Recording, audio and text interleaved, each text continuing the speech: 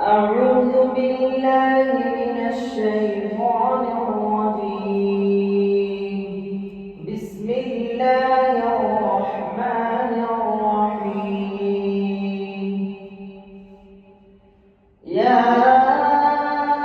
أيها الذين آمنوا إذا نودي للصلاة من يوم الجمعة إذا نودي للصلاة من